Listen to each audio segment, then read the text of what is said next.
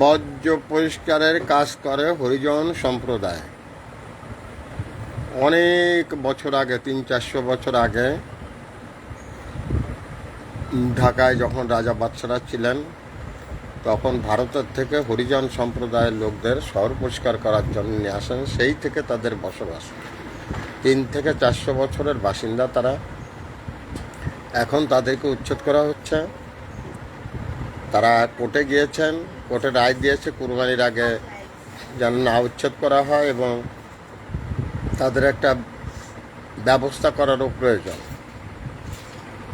এখানে আমার প্রশ্ন, যারা শহর পরিষ্কার পরিচ্ছন্নতার কাজ করে, তারা টোটাল ঢাকা শহরের জন্য অনেক নেসেসিটি পিপল, তাদেরকে এভাবে উচ্ছেদ করা, যারা উচ্ছেদ করতেছেন তাদের যদি মাথা ঠিক থাকতো, কাণ্ডজ্ঞান কিছু থাকতো, তাহলে তারা এগুলো করতে পারতেন না। বড় বড় পদে থাকতে পারেন, আর বড় পদে থাকলেই কিন্তু মাথা ভালো থাকে না।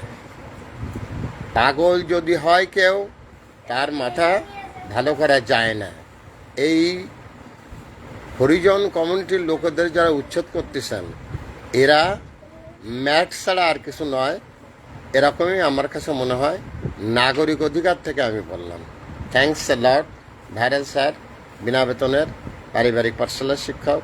মোবাইল কন্ট্যাক্ট নং 01935204804। এটা আমার বিকাশেরও নাম্বার। কখনো কোনো জায়গা থেকে যদি কাউকে উচ্ছেদ করতে হয়, বসবাস করা কোনো লোক, তাকে পুনর্বাসন গভর্নমেন্ট করবে, তারপর উচ্ছেদ করবে। এই কথাটা গভর্নমেন্টের স্মরণ রাখা উচিত। Thanks a lot.